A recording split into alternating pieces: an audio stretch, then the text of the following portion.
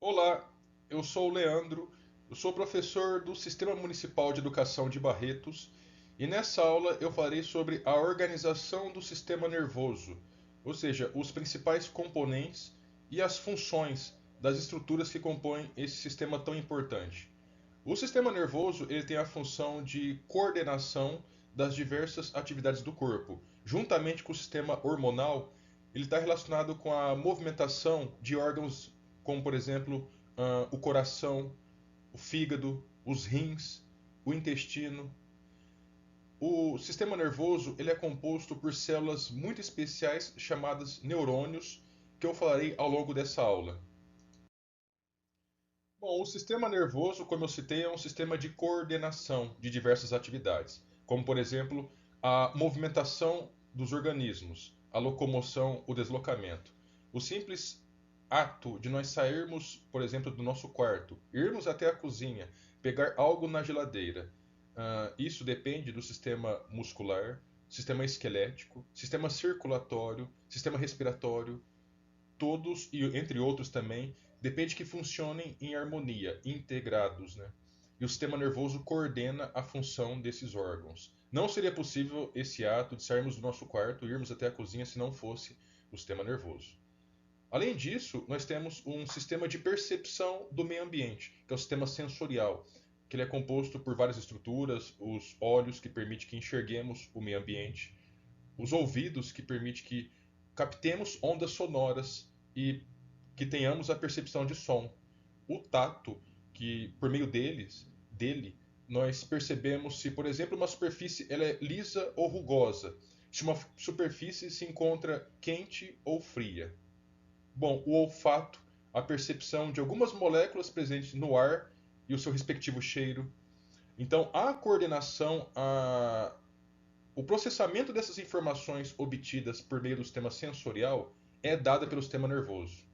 A gente pode citar ainda como exemplo o sistema nervoso ele fica responsável pela movimentação dos órgãos.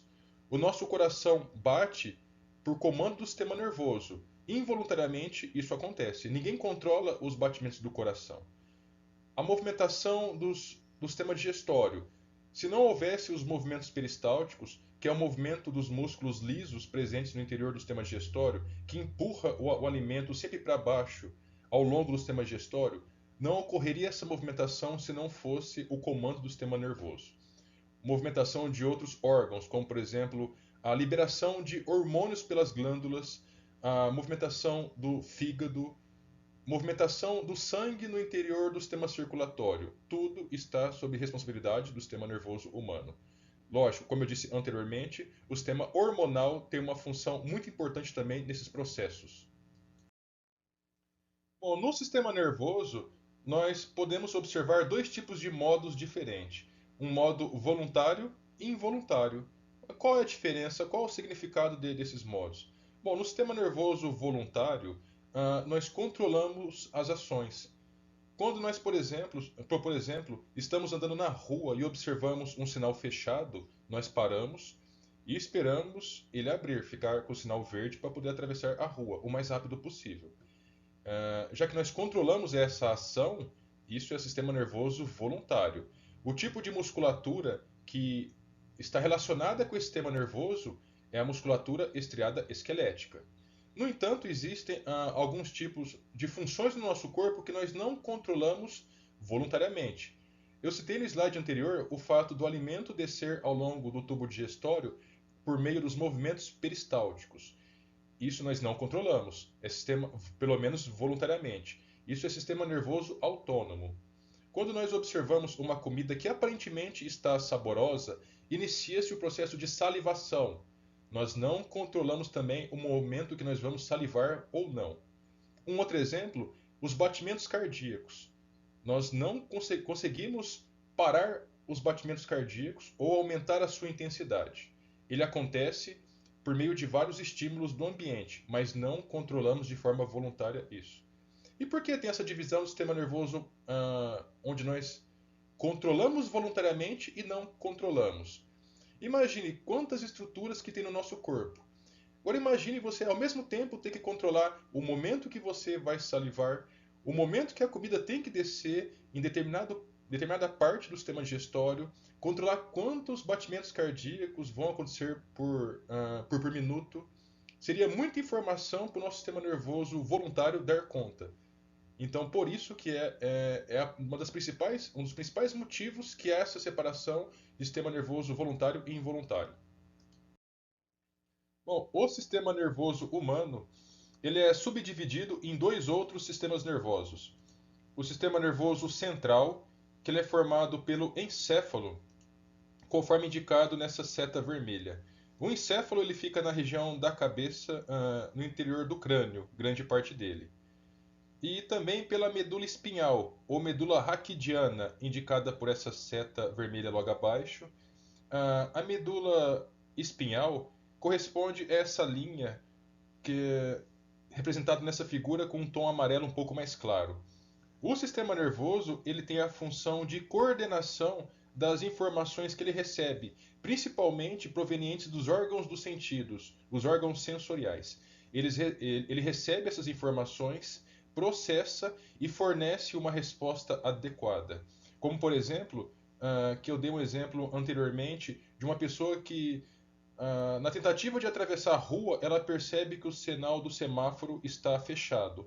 O órgão sensorial, os olhos, percebe essa situação, manda a informação para o sistema nervoso central, ele processa e fornece como resposta o ato da pessoa ficar parada e esperando um outro estímulo, que é a luz verde, que vai permitir que a pessoa atravesse o sinal. Agora nós temos também o sistema nervoso periférico, que ele é formado por gânglios nervosos, que são essas bolinhas, essas pequenas dilatações, que nada mais são do que corpos celulares de neurônios que estão conectados, ligados à medula espinhal do sistema nervoso central. O sistema nervoso periférico ele é formado também por nervos. Esses nervos são esses pequenos fiozinhos que estamos observando nessa figura. Nós temos, no total, de 12 pares de nervos cranianos e 31 pares de nervos raquidianos, conforme indicado por essa seta avermelhada.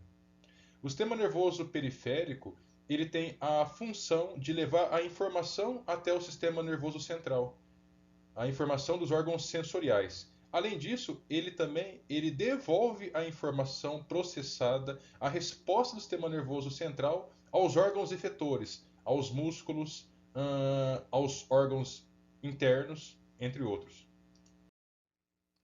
Bom, o encéfalo, presente no sistema nervoso central, ele é composto por várias outras estruturas.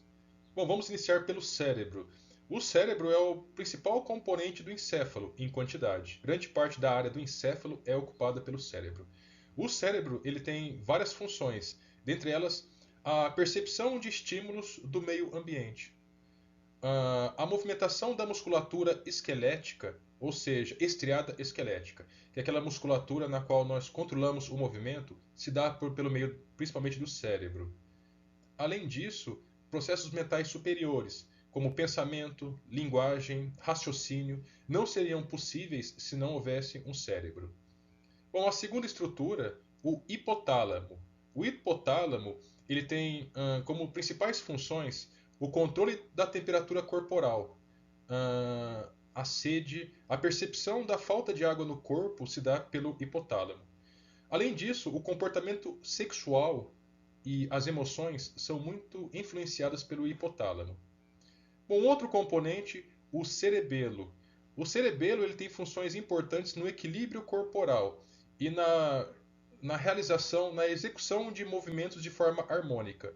Porque um movimento como, por exemplo, andar, não seria possível ser feito de forma harmônica se não fosse possível perceber o equilíbrio, o grau de equilíbrio de um corpo.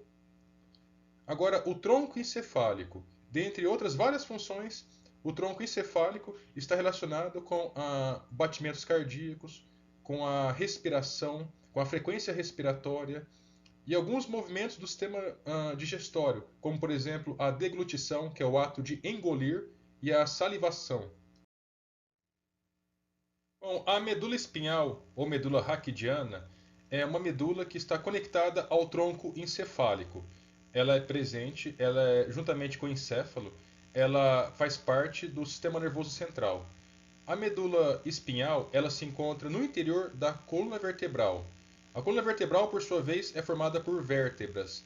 Então, a coluna vertebral faz parte do sistema esquelético e tem a função de proteção da medula espinhal. Da mesma forma que o encéfalo é protegido pelo crânio, a medula espinhal é protegida pela coluna vertebral. A medula espinhal, dentre outras várias funções, a principal seria talvez, as principais seriam talvez levar estímulos percebidos ao longo do corpo diretamente para o encéfalo, para que ele processe essas informações e forneça uma resposta. A informação dessa resposta também é conduzida por meio, através da medula espinhal. A medula espinhal ela não tem a função somente de conduzir informação do corpo para o encéfalo e vice-versa. Ela tem a função também de coordenar as funções, como por exemplo por meio dos ato-reflexos. Atos reflexos são respostas involuntárias, rápidas, frente a estímulos ambientais. Já viram aquela demonstração onde bate-se de forma bem leve um martelo no joelho de uma pessoa e leva à contração da musculatura da perna, da panturrilha, da coxa, ao ponto de promover a movimentação da perna da pessoa e a pessoa dá um pequeno chute? Isso é um ato reflexo onde essa informação passa no interior da medula espinhal. Bom, vamos falar um pouco agora sobre o sistema nervoso periférico, que é composto, como eu já citei anteriormente, por nervos e por gânglios. Bom, no que se refere aos nervos, nós temos dois tipos de nervos. Nervos cranianos, já citei anteriormente, são 12 pares de nervos cranianos, representados nessa figura que estamos observando aí. Na próxima figura são os nervos raquidianos, que se encontram conectados diretamente com a medula espinhal ou raquidiana, que corresponde a 31 pares. Bom, os nervos cranianos e raquidianos, eles têm duas vias. Eles podem ter duas vias. Em alguns casos, tem apenas uma via.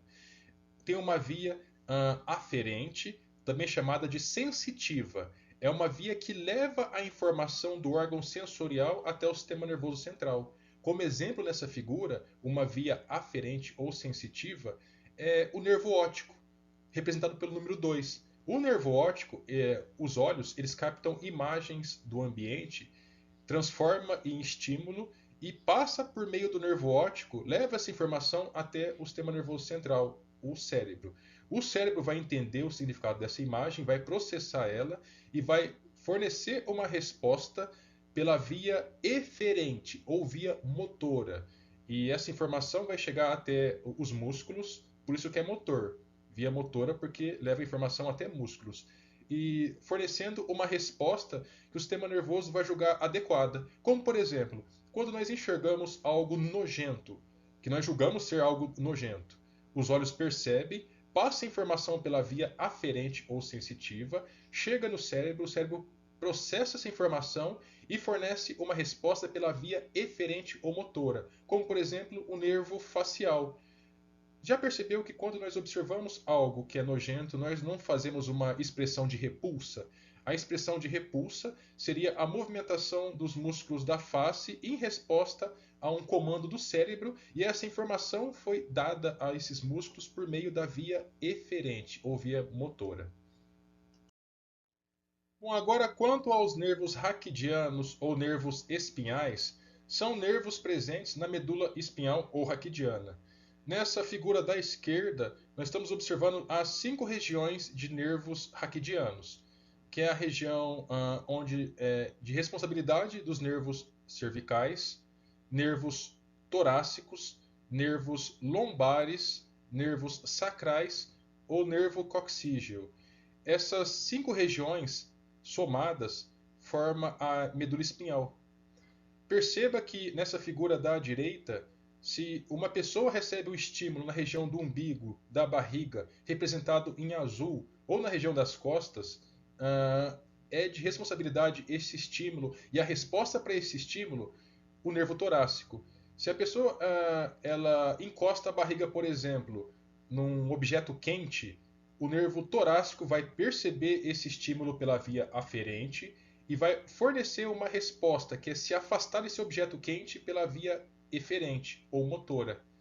E tudo responsabilidade dos nervos torácicos. Bom, no que se refere a acidentes, se uma pessoa, por exemplo, sofrer uma lesão nos nervos lombares ao ponto de destruí-los, a pessoa perderá a movimentação da cintura para baixo e levará à paraplegia. Se uma pessoa, por exemplo, sofre uma lesão nos nervos cervicais, ela possivelmente perderá a movimentação dessa região do pescoço para baixo, conduzindo à tetraplegia. Bom, esse era o conteúdo que eu gostaria de ter transmitido. Espero que tenham gostado e bons estudos.